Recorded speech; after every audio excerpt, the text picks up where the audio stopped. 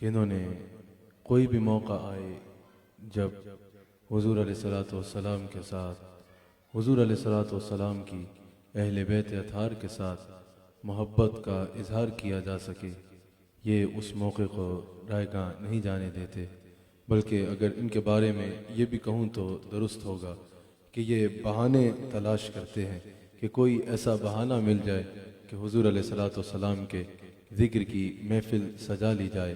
اللہ تعالیٰ ان کو اس پر اجر عظیم عطا فرمائے۔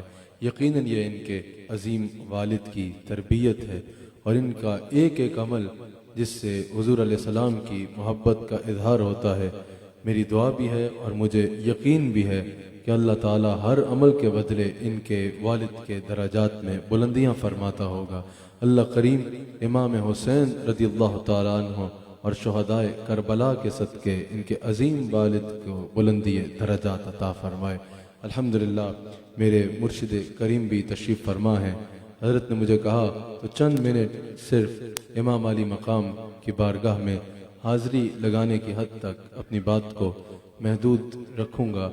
آج الحمدللہ جس شخصیت کے یوم پہ میں اور آپ حاضر ہیں، یہ وہ شخصیات ہیں، یہ ان 5 میں سے ایک ہیں کہ جن کو اللہ تعالیٰ نے دلیل توحید بنانے کے لیے جن کا انتخاب فرمایا ہے۔ اللہ تعالیٰ نے ان کو دلیل توحید بنایا ہے۔ اگر قرآن کریم میں سورہ مباہلہ کی آیت مباہلہ کی تلاوت کی جائے، آیت مباہلہ پہ غور کیا جائے، جب نجران کے عیسائی اس بات پر بضد ہو گئے کہ عیسیٰ علیہ السلام اللہ کے بیٹے ہیں، ہر دلیل ملنے کے بعد بھی وہ یہ بات ماننے کو تیار نہیں تھے کہ وہ اللہ کے نبی ہیں، وہ کہتے تھے کہ وہ اللہ کے بیٹے ہیں اور کسی بھی دلیل کو ماننے کو تیار نہیں تھے، تو اللہ کریم نے اب اپنی توحید کی دلیل دینی تھی، اپنی توحید کی دلیل کے لیے انتخاب فرمانا تھا۔ اللہ کریم چاہتا تو آسمان پہ لکھا آ جاتا کہ وہ واحد و یکتا ہے، اللہ کریم چاہتا تو بے جان پتھروں میں سے آوازیں آنے لگ پڑتی، جیسا کہ ہوا اب یہ ابو جہل کی مٹھی میں پتھروں نے کلمہ پڑا، پتھروں سے آوازیں آنے لگ پڑتی کہ وہ لم یلد ولم یولد ہے، پتھروں سے آوازیں آنا شروع ہو جاتی کہ وہ واحد و یکتا ہے، نہ اس نے کسی کو جنا اور نہ اس کو کسی نے جنا، پتھروں سے آوازیں آنا شروع ہو جاتی ہیں اس کی توحید کی، درخت اس کی توحید کی گواہی دینے لگ پڑتے۔ لیکن یہاں اللہ تعالیٰ نے دلیل توحید کے لیے انتخاب فرمایا تو کس کا فرمایا؟ پڑھو قرآن کریم میں آیت مباہلہ کو۔ اللہ کریم نے قرآن کریم میں ارشاد فرمایا کہ اے میرے حبیب علیہ السلام آپ فرما دیجئے کہ میں خود آتا ہوں تم خود آؤ، میں اپنے گھر کی عورتیں لاتا ہوں تم اپنے گھر کی عورتیں لاؤ، میں اپنی اولاد کو لاتا ہوں تم اپنی اولاد کو لاؤ، ایک میدان میں اکٹھے ہوتے ہیں اور دعا کرتے ہیں کہ جو بھی جھوٹا ہے اس پر اللہ کی لعنت ہو، جو بھی جھوٹا ہے اس پر اللہ کا عذاب نازل ہو۔ انہوں نے کیا کیا؟ عیسائیوں نے، نجران کے عیسائیوں نے چیلنج کو قبول کر لیا۔ وقت کا تعین ہوا، دن کا تعین ہوا، جگہ کا تعین ہوا، لوگوں نے انہیں سمجھایا کہ دیکھو ان کے سامنے مت جاؤ، ان کا سامنا کرنا آسان بات نہیں ہے۔ انہوں نے کہا کہ ہم سامنا کریں گے، ہم حق پہ ہیں اور ہم سامنا کر کے دکھائیں گے۔ اتنے میں کیا ہوا؟ وہاں وہ بڑی تعداد میں جمع ہیں، وہ خود بھی آئے، ان کے گھر کی عورتیں بھی آئیں، ان کے بچے بھی آئے، یہاں سے رسول اللہ تشریف لا رہے ہیں، رسول اللہ درمیان میں چل رہے ہیں، حضور کی ایک انگلی امام حسن نے پکڑی ہے اور ایک امام حسین نے پکڑی ہے، پیچھے مالکہ کائنات حضور سیدہ فاطمہ الزہرا سلام علیہا آ رہی ہیں، مولا کائنات حضرت علی بھی حضرت سیدہ کے ہمراہ ہیں۔ ان نجران کے عیسائیوں نے جو بڑے فن خان بن کے آئے تھے الٹے قدم دوڑ لگا دی۔ لوگوں نے پوچھا بھائی کہاں جا رہے ہو؟ بڑا مباہلہ کرنے آئے تھے، بڑا مباہلے کا چیلنج قبول کر کے آئے تھے، اب بھاگ کہاں رہے ہو؟ انہوں نے کہا رسول اللہ تو رسول اللہ ہے، ہماری آنکھیں دیکھ رہی ہیں، ان کے دائیں بائیں جو بچے آ رہے ہیں نا وہ اتنی طاقت والے ہیں کہ اگر وہ پہاڑ کو اشارہ کرے تو پہاڑ اپنی جگہ چھوڑ کے وہاں چلا جائے جہاں کا یہ حکم فرما رہے ہیں، جہاں کا یہ حکم فرما رہے ہیں۔ خوب کہا کسی نے، ابھی پڑھا انہوں نے غالباً صبح پڑھا کہ قوت ہوندیاں زور نہ لایا، بیٹھے من رضائی۔ یاد رکھیے گا حضرت امام حسین مجبور نہیں تھے، حضرت امام حسین لاچار نہیں تھے، حضرت امام حسین بے بس نہیں تھے، یہ امتحان تھا جس میں امام پورا اترے، ورنہ یہ تو عیسائی بھی مان رہے ہیں کہ یہ پہاڑ کو اشارہ کریں تو پہاڑ دوڑا چلا آئے۔ میرا ایمان ہے وہ فرات کا دریا کیا تھا، اگر امام اشارہ کرتے تو کوثر کی نہریں کربلا میں چھلک پڑتی، نانا آب کوثر کے جام لیے خود کربلا میں آ جاتے۔ امام مجبور نہیں تھے، یہ امتحان تھا امام کے اوپر، جس پہ امتحان پورا اترے، ورنہ قوت ہوندیاں زور نہ لایا، بیٹھے من رضائی۔ اللہ تعالیٰ نے ہر قوت امام علی مقام کے اشاروں میں عطا فرمائی تھی، اشاروں میں عطا فرمائی تھی۔ اللہ اکبر، یہ وہ حسین ہیں، یہ وہ حسین ابن علی ہیں، ان کا مقام کس زبان سے بیان کیا جائے، کہاں سے الفاظ لائے جائیں جہاں سے ان کی شان کا حق ادا ہو سکے۔ یہ وہ امام علی مقام ہے۔ اگر حضور علیہ السلام کے سامنے یہ دن میں 100 بار بھی آتے نا تو 100 بار حضور علیہ السلام ان کو قریب بلایا کرتے اور انہیں چوما کرتے۔ حضرت امام حسین کو حضور گردن پہ بوسہ دیا کرتے۔ میں اکثر یہ سوچنے پہ مجبور ہو جاتا ہوں، میرے نبی نے ایک بار حجر اسود کو چوما تھا، آج تک اسے چوما جا رہا ہے، اور آج تک اس کا یہ عالم ہے، جو اسے چومے گا قیامت کے دن وہ اس کی شفاعت کرے گا۔ نہ صرف شفاعت کرے گا بلکہ جس نے دور سے بھی اشارہ کر دیا، اس کو چوم نہ پایا، دور سے اظہار محبت کر دیا، وہ پتھر قیامت کے دن شفاعت کرے گا۔ ٹھیک ہے دیوار کعبہ میں نسب ہے، ٹھیک ہے جنت میں آیا ہے، لیکن قیاضی ایاز مالکی نے شفا میں نقل کیا ہے کہ حضرت عمر فاروق نے اس کو چومتے ہوئے بتا دیا تھا، میں تجھے اس لیے نہیں چوم رہا کہ جنت سے آیا ہے، اس لیے نہیں چوم رہا کہ دیوار کعبہ میں نسب ہے، اگر میں تجھے چوم رہا ہوں تو فقط اس لیے کیونکہ تجھے مصطفیٰ نے چوما ہے۔ ذرا خود تصور کرو، میرا نبی پتھر کو چوم لے تو اس کو اگر کوئی دور سے اشارہ کر دے تو وہ قیامت کے دن پتھر اس کی شفاعت کرے گا۔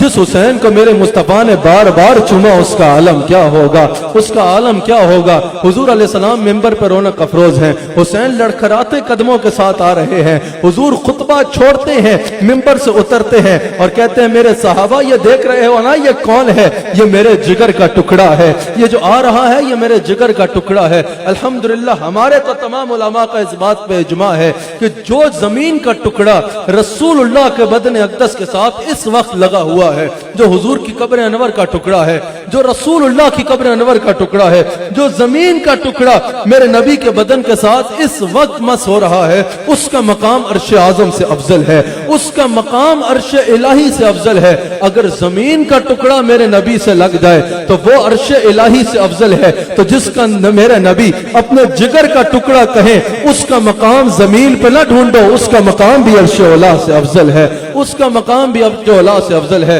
اور یہ میں نہیں کہہ رہا، حضرت عمر فاروق رضی اللہ تعالیٰ عنہ ممبر پہ خطبہ دے رہے ہیں، امام حسین کی عمر کم ہے، دیکھا اس ممبر پہ تو میرے نبی بیٹھتے تھے، اس نمبر پہ تو میرے نانا مجھے گود میں لے کے بیٹھا کرتے تھے۔ امام حسین نے کہا عمر یہ میرے نانا کا ممبر ہے، میرے نانا کے ممبر سے نیچے آؤ۔ حضرت عمر فاروق رضی اللہ تعالیٰ عنہ اس وقت امیر المؤمنین ہیں، خطبہ دے رہے ہیں، اسی وقت خطبہ چھوڑتے ہیں، زمین پہ آتے ہیں، گھٹنوں کے بل بیٹھتے ہیں۔ امام حسین کی اس وقت عمر بہت کم ہے، گھٹنوں کے بل بیٹھتے ہیں اور کہتے ہیں حسین صرف یہ ممبر تیرے نانے کا نہیں، یہ ممبر بھی تیرے نانے کا ہے، یہ عمر بھی تیرے نانے کا ہے۔ ہماری اگر عزت قائم ہے تو حسین کسی اور کی وجہ سے نہیں، تیرے نانے کی وجہ سے قائم ہے۔ اگر ہماری عزتیں قائم ہیں تو تیرے نانا کی وجہ سے قائم ہے۔ کس سے چھپی ہے صحابہ کی عقیدت اہل بیت اطہار کے ساتھ؟ حضرت عمر فاروق کے بیٹے ہیں، ایک مقام پہ کھڑے ہیں، بیان کر رہے ہیں ہمارا والد عمر امیر المؤمنین ہے، ہمارے والد کے بارے میں مصطفیٰ نے فرمایا کہ میرے بعد نبی ہوتا تو عمر ہوتا، ہمارا والد اگر دریا کو حکم کر دے تو دریا اس کا کہا مانتا ہے، ہمارا والد سورج کو دیکھ لے تو سورج پیلا پڑ جاتا ہے،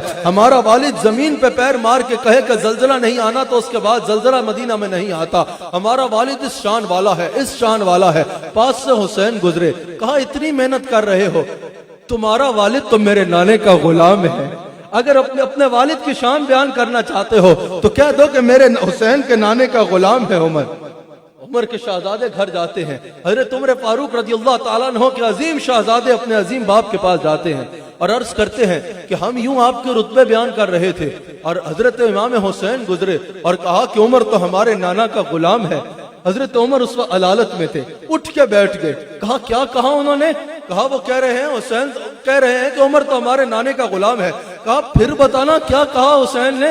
کہا حسین کہہ رہے ہیں عمر میرے نانے کا غلام ہے۔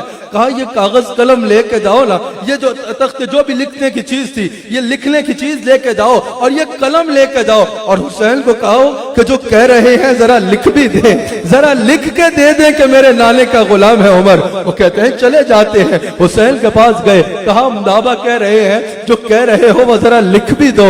حسین نے کہا اس میں کیا مشکل ہے، لاؤ۔ حضرت امام علی مقام نے قلم اٹھایا اور لکھا کہ ہمارے نانا کا غلام ہے عمر۔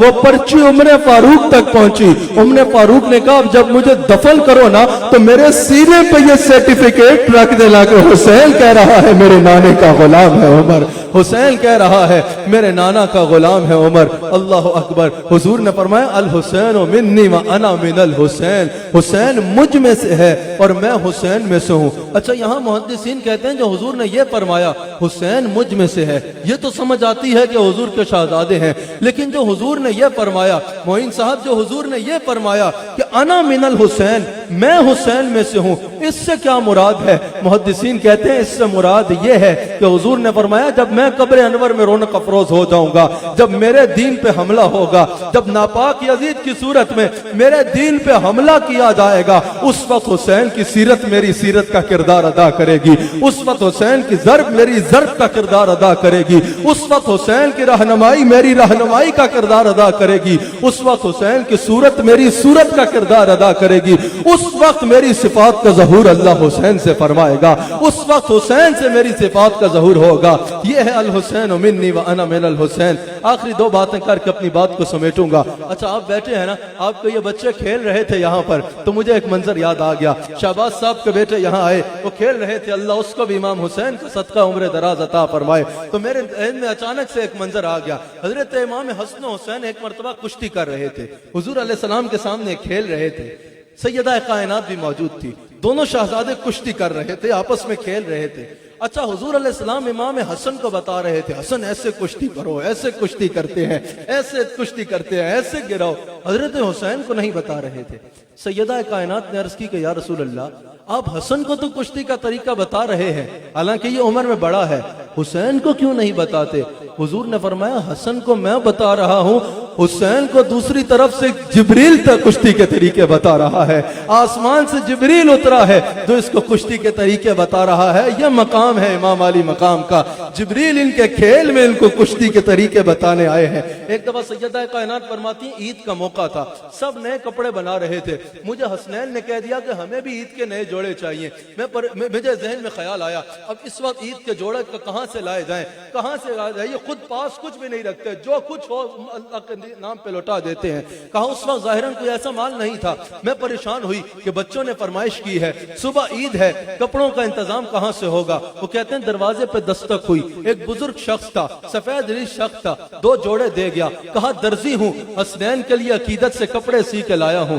جب صبح عید کا دن آیا، حسنین تیار ہو کے نانا کے پاس گئے، حضور نے فرمایا فاطمہ کپڑے کہاں سے آئے؟ حضرت سیدہ نے عرض کی یا رسول اللہ رات کو کوئی آیا تھا بزرگ، کہہ رہا تھا درزی ہوں، حسین کا عقیدت مند ہوں اور حسن کا، ان کے لیے عید کے جوڑے لایا ہوں۔ حضور نے فرمایا جانتے ہو وہ درزی کون تھا؟ کہا حضور ارشاد فرمائے۔ حضور نے فرمایا وہ کوئی درزی نہیں تھا، وہ جبریل تھا جو جنت سے حسین کے لیے عید کے جوڑے لے کے آیا تھا۔ اسی لیے تو ہم کہتے ہیں بے اجازت ان کے گھر میں جبرائیل آتے نہیں، ارے قدر والے جانتے ہیں قدر و شان اہل بیت، باغ جنت کے ہیں بہرے مدح خان اہل بیت، تم کو مجدہ نار کا اے دشمنان اہل بیت، شان اہل بیت میں گستاخیاں بے باکیاں، لعنت اللہ علیکم دشمنان اہل بیت، لعنت اللہ علیکم دشمنان اہل بیت۔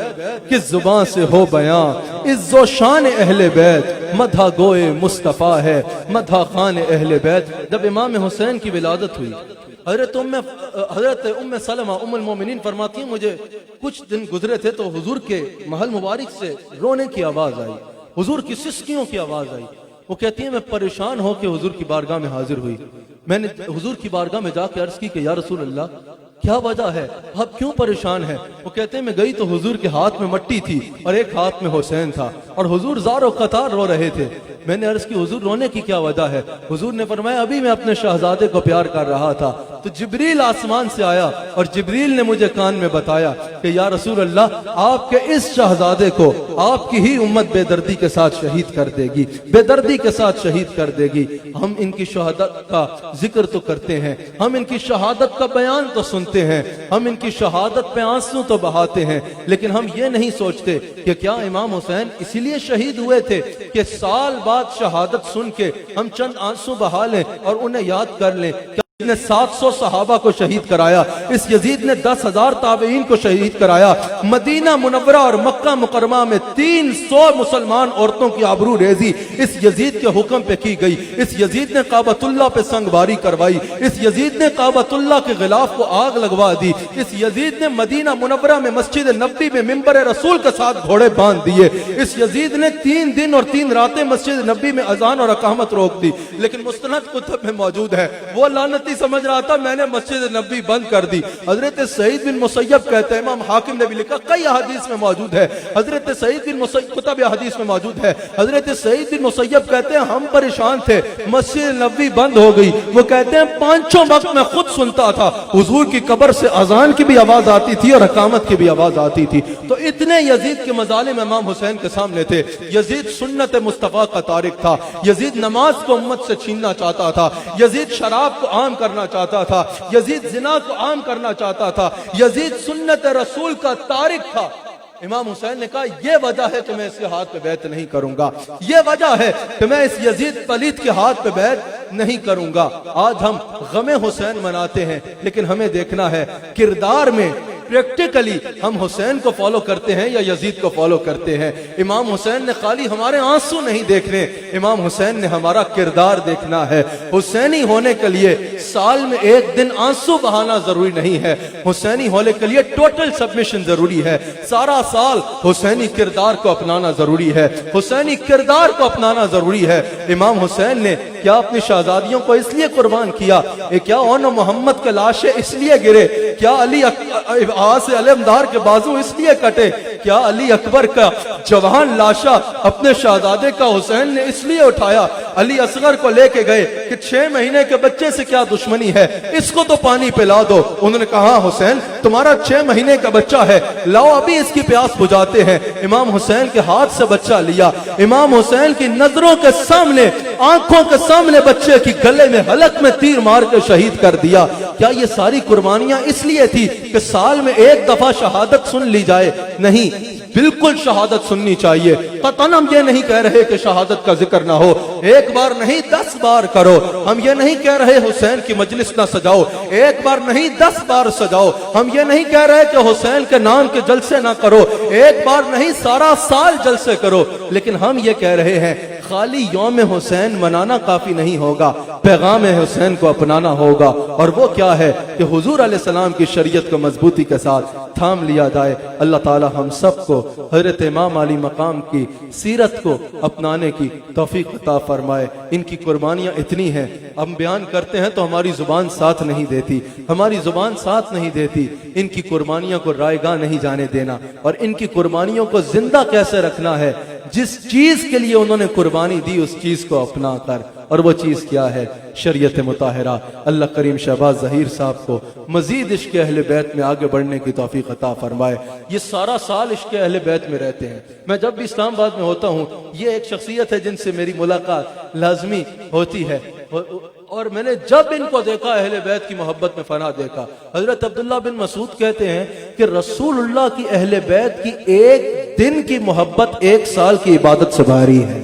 1 साल की इबादत पे भारी हुजूर की अहले बैत की एक दिन की मोहब्बत है। इनका तो सारा साल अहले बैत अतार की अकीदत में गुजरता है। अल्लाह ताला इन पर अपना खास फजल करम फरमाए। इनके भाई शहजाद साहब, अल्लाह ताला उनको अपनी खास रहमतों से नवाजे।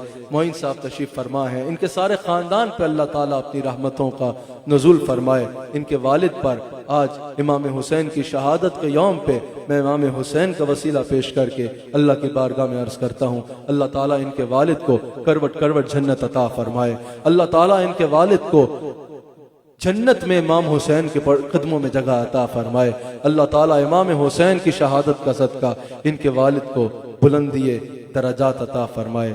अल्लाह ताला मेरी हाजिरी अपनी बारगाह में कबूल फरमाए।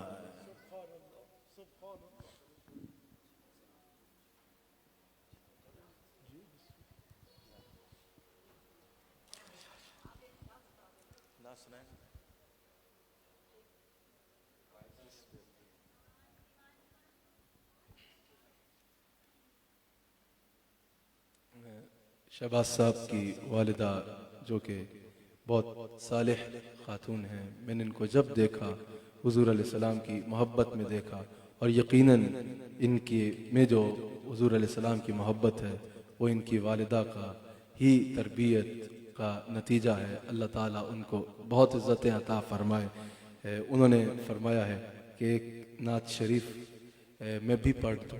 میں آج یہ دن میں تیسری چوتھی مرتبہ گفتگو کر رہا ہوں تو آواز اس طرح ساتھ نہیں دے گی، لیکن دو اشعار انہوں نے کہا تو سیدہ کائنات سلام علیہا کی بارگاہ میں پیش کرتا ہوں، کیونکہ آج سیدہ کے شہزادے کا یوم شہادت ہے، تو سیدہ پاک کی بارگاہ میں منقبت کے دو اشعار۔ ہاں پڑا ہوں در پہ تیرے، اچھا مثل کہہ کہتے ہیں کخ کو، تنکا نہیں ہوتا کخ کو، اور خیرات جاہ کا مطلب ہے بادشاہی مل جائے۔ تو کسی نے پوچھا بھئی بادشاہی فقیر مانگ رہا ہے، یہ کوئی زیادہ فری نہیں ہو گیا؟ فقیر آ کے کوئی منگتا ہو، کوئی چیز مانگ لے، یہ فقیر زیادہ فری ہو رہا ہے، آ کے کہہ رہا ہے بادشاہی دے دو۔ تو فقیر نے بتایا بڑے دربار سے چھوٹی چیز مانگنا دربار کی توہین ہوتی ہے، جب دربار بڑا ہو تو پھر بھیک بھی بڑی مانگنی چاہیے۔ دربار بڑا ہو۔ ایک بات سنا دوں پھر آپ یہ کلام سنیں مانگنے کے لیے۔ ایک دفعہ حضور کے امام حسین کے شہزادوں میں سے کسی کو حاتم طائی کی اولاد کا کوئی بندہ ملا، حاتم طائی کی اولاد میں سے کوئی ملا، اور اس نے کہا میرا باپ حاتم طائی بڑا سخی ہے۔ اس نے کہا کیا سخاوت ہے بھائی اس کی؟ کہا کہ اس کے محل کے 100 دروازے ہیں، ایک دن میں معین صاحب اگر ایک سائل 100 دروازوں پہ بھیک مانگنے آ جائے تو وہ اسے شرمندہ نہیں کرتا کہ ابھی تو لے کے گیا ہے پھر آ گیا، ایک سائل کو وہ 100 دروازوں سے یکساں بھیک دیتا ہے، اس لیے اس سے بڑا سخی شہباز صاحب اور کوئی نہیں۔ حضور کے شہزادے نے کہا اس کو بھی کوئی سخی کہتے ہیں؟ 99 دروازوں پہ بھیک مانگنے کے بعد اس کو 100ویں پہ جانے کی ضرورت پڑی۔ آؤ سنو ہمارا نانا کیسا سخی ہے۔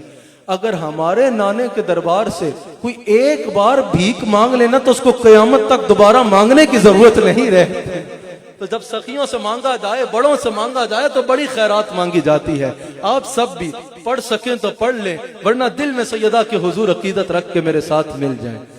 ہاں پڑا ہوں در پہ تیرے، مثل کا یا زہرا ملے فقیر کو خیرات جاہ یا زہرا، پڑا ہوں در پہ تیرے، مثل کا یا زہرا ملے فقیر کو خیرات جاہ یا زہرا، ملے فقیر کو خیرات۔ مقام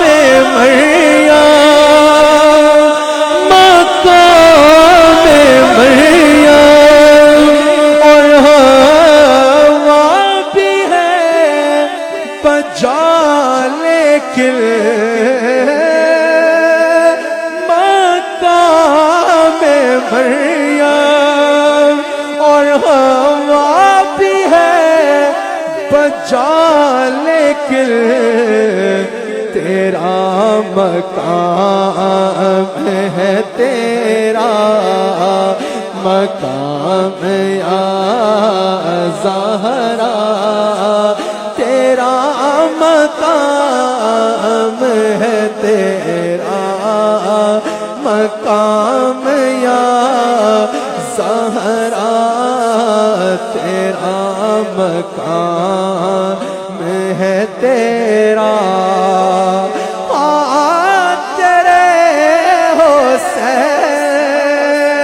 تیرے حسین تیرے حسین کا کردار دیکھ کر اب تک